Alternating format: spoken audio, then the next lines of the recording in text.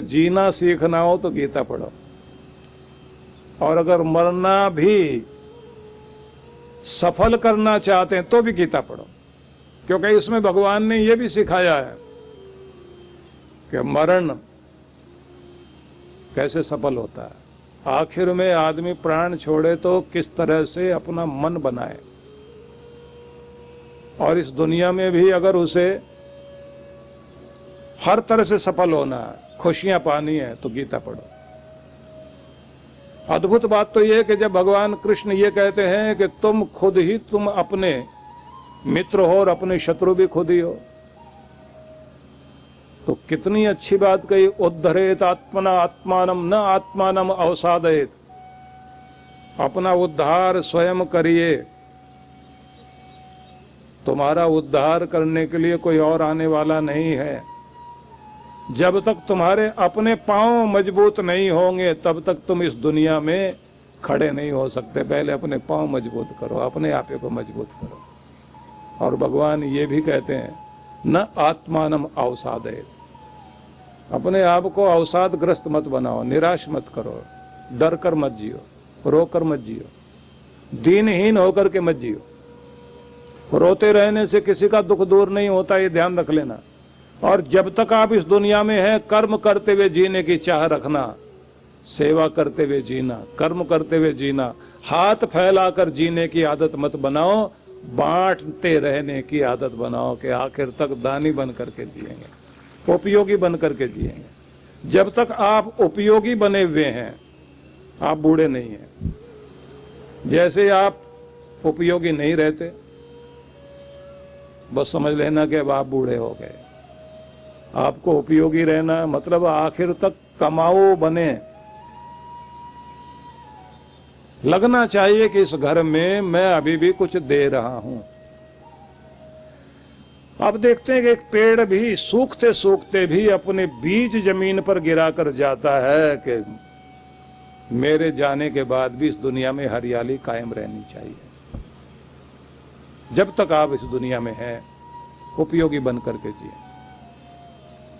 उपयोगी आदमी किसी के लिए भार नहीं होता, ये ध्यान रख लेना।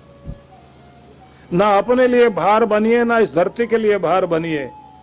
इस दुनिया का उपहार बनकर जीने की चेष्टा करें, बस यही मन में भावना रखो। आप कृष्ण भगवान की गीता सुनने के लिए बैठे हैं, उनका अमृत संदेश सुनने के लिए बैठे हैं। कायर मन के अंदर वीरता भर दे, जो ये वो संदेश है। ये मन को बुझा दे ऐसा नहीं, मन को खिला दे, ये अमृत संदेश है। इसलिए कृष्ण भगवान का तप भी इतना अद्भुत है। उन्होंने ऐसी तपस्या करने के लिए नहीं कहा कि गला दो जला दो अपनी देह को। मनः प्रसाद सौम्यत्वम मौनमात्म निग्रह, मन में प्रसन्नता हर समय कायम रख के, इसी का नाम तपस्या।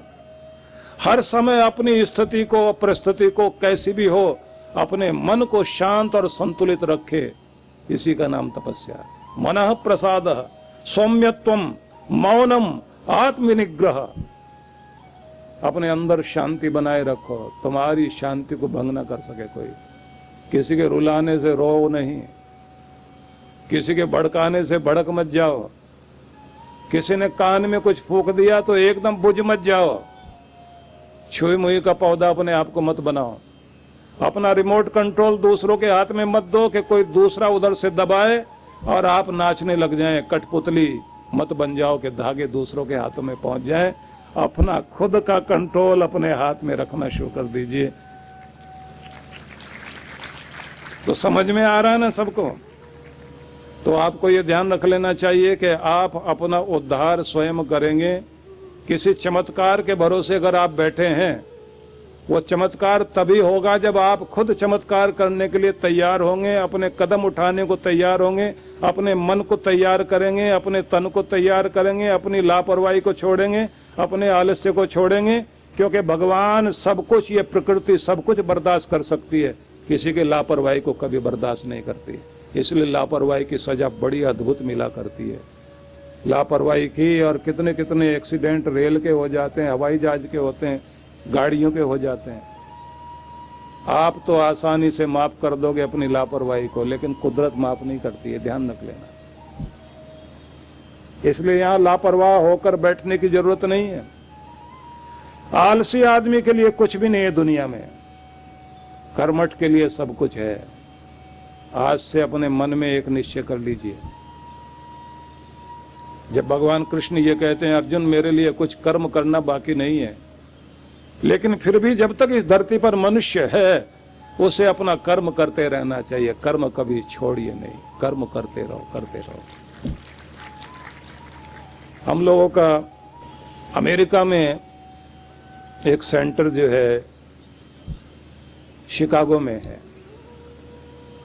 पहली बार जब मैं वहाँ गया तो एक ऐसी कॉलोनी में ठहरा जिस कॉलोनी के पास में एक ऐसी कॉलोनी है जिसमें सबके पास अपने अपने हवाई जहाज हैं और सबकी इकट्ठी एक ही हवाई पट्टी बनी हुई है। हवाई पट्टी के दोनों ओर घर हैं, तो बैक सबके घर की हवाई पट्टी की ओर लगती है और पीछे घर के पीछे हैंगर बना हुआ है जिसमें हवाई जहाज खड़ा किया जाता है। छोटे छोटे हवाई जहाज हैं। घर के आगे उनके जो है पार्किंग स्पेस है जिसमें वो लोग अपनी कारें खड़ी करते हैं, मोटर बोट भी उसी में खड़ी करते हैं। अब आप समझने की कोशिश कीजिए कि जिनके पास अपना हवाई जहाज है, जिनके पास अपनी कारें हैं और अपना मनोरंजन करने के लिए मोटर बोट भी है समुद्र में जाने के लिए, नौकर एक एक के पास 20-25 तो होने ही चाहिए, एक भी नौकर नहीं है। और घर के आगे जहां उनकी कार खड़ी हुई है, मोटर बोट खड़ा हुआ है, वहीं साथ में साइकिल भी रखी हुई है साथ में। तो जब हम लोग टहलने के लिए निकले, मैंने वहां पूछा कि ये साइकिल कौन चलाता है? इनके नौकर चलाते होंगे। तो जो साथ में थे सज्जन, उन्होंने बताया कि साइकिल भी इन्हीं की है, जो हवाई जहाज चलाता है वो साइकिल भी चलाता है। मैंने कहा उसके दिन साइकिल चलाने के क्यों आ गए? क्योंकि अपने यहाँ तो अगर कोई साइकिल वाइकिल पे घूमने लग जाए कार वाला, तो लोग कहते हैं लगता है इसका अंदर से सब बिका गया है, बाहर से ही दिखाई दे रहा है, हालत अच्छी नहीं है, साइकिल पे आ गया बेचारा। वो लोग बोले कि ये सुबह सुबह जब अपनी एक्सरसाइज करने के लिए जाते हैं तो साइकिलिंग भी करते हैं एक्सरसाइज के रूप में। तो पार्क में जो है साइकिल ट्रैक बना हुआ है, उस पर साइकिल चलाते हैं अपनी। और हर आदमी अपने शरीर का बहुत ध्यान रखता है, अपने घर की साफ सफाई खुद करता है। कितना भी अमीर क्यों ना हो, अपना काम खुद करके ये लोग खुश होते हैं। ये कोई बुरी बात नहीं, यहाँ के लिए सबसे अच्छी बात है। मैं ये कहना चाहता हूँ भगवान आपको अमीरी दे, आपके हवाई जहाज भी घर में आ जाएं, तो भी आपको कर्मठ बन के रहना, काम करते हुए जीना है। इसमें कोई बेइज्जती की बात नहीं है कि सेठ जी के पास में इतने पैसे हैं, नौकर चाकर बहुत हैं, इसलिए उनको चलने की जरूरत नहीं है। बैठे बैठे वहीं बटन दबाएं, वहीं पानी आए, गिलास लेकर आदमी सामने खड़ा रहे।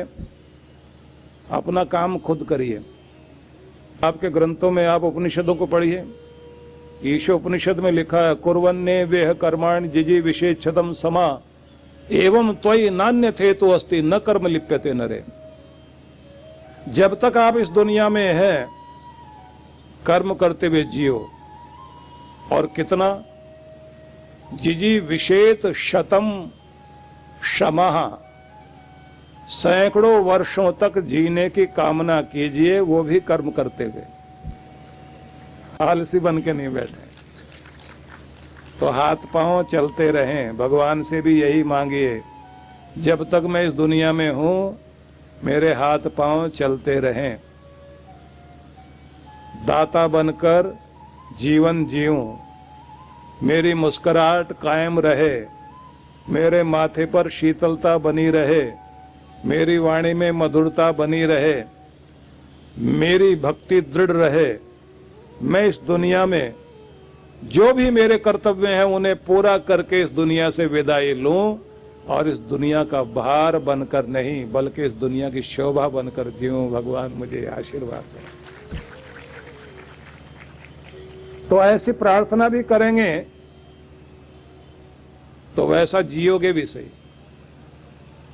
जब आपके विचार वैसे होते हैं तो आपकी दिनचर्या भी वैसी होती है। और जब आप ये कहते हैं अपना जीवन का कुछ सुख देखें, हमारे भी करने वाले लोग होने चाहिए, बुढ़ापे में हमारा सब ध्यान रखने वाले होने चाहिए, बिल्कुल मत सोचना ऐसा। बुढ़ापे तक हम दूसरों का ध्यान रख सकें, भगवान ऐसी ताकत दे, हमें किसी का ध्यान रखवाना ही नहीं है। अपाहिज और मोहताज बनकर नहीं जिएंगे। इसलिए अगर गीता को समझना चाहते हैं और गीता का संदेश जीवन में धारण करना चाहते हैं तो मैं निवेदन करना चाहता हूं आप सभी को कि गीता को समझिए और आपकी जिंदगी कुछ अलग तरह की होनी चाहिए। अपने पास एक डायरी रखिए जिसमें आप लिखें। पढ़ने से, सुनने से मैं इस परिणाम पर पहुंचा, इस नतीजे पर पहुंचा हूं, मैंने आज ये निर्णय किया है या आज ये समझा है, वो सारे पॉइंट्स लिखा करें। जब आप लिखते हैं तो मस्तिष्क पर भी लिखा जाता है।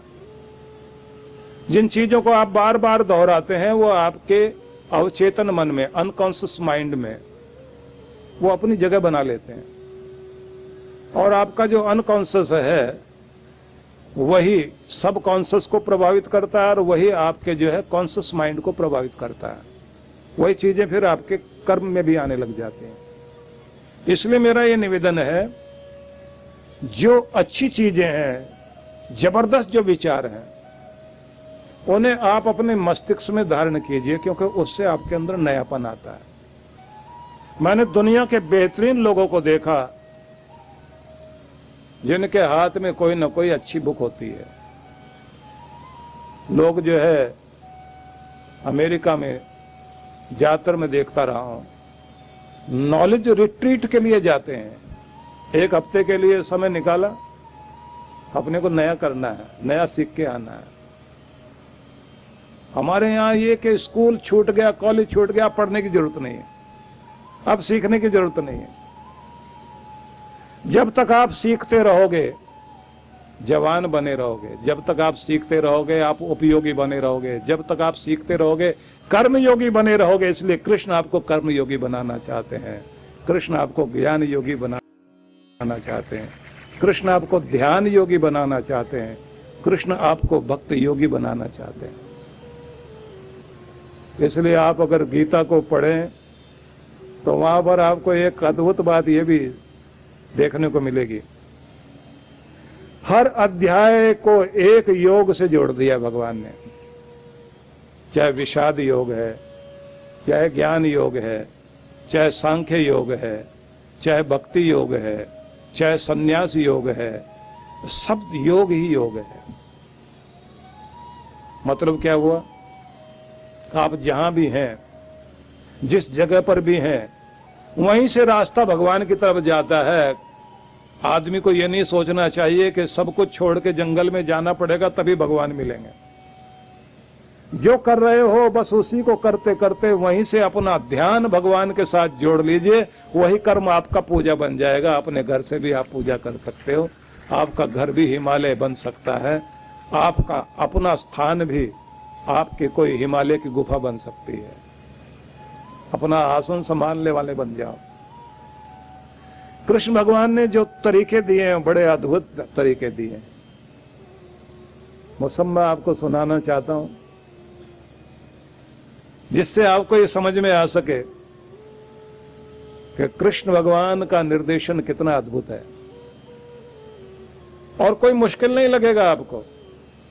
मैं जब आपको सुनाऊंगा तो बहुत सरलता से सुनाऊंगा, आप बोर नहीं होंगे, ये ध्यान रखना।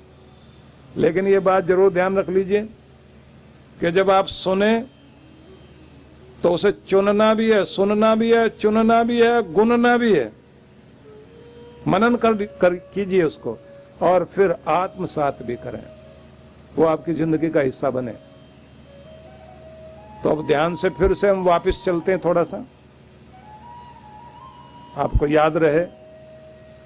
तो एक तो आपको ये ध्यान रखना है कि आपको कर्मशील रहना है, अपना काम खुद करेंगे, सीखना और जानना कभी छोड़ेंगे नहीं।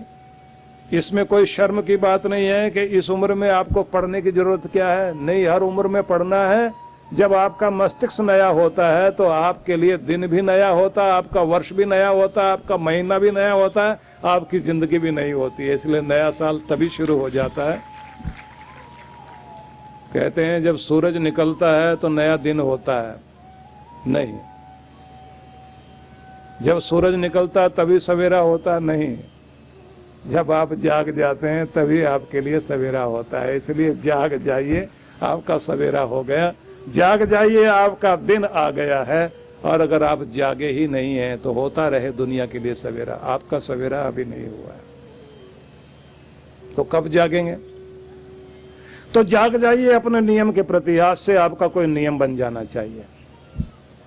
तो अब थोड़ा थोड़ा मौसम भले ही गुलाबी ठंड है, रजाई कंबल बहुत प्यारा लगता है सुबह सुबह, तो अब आप अपना अलार्म लगाना शुरू करें।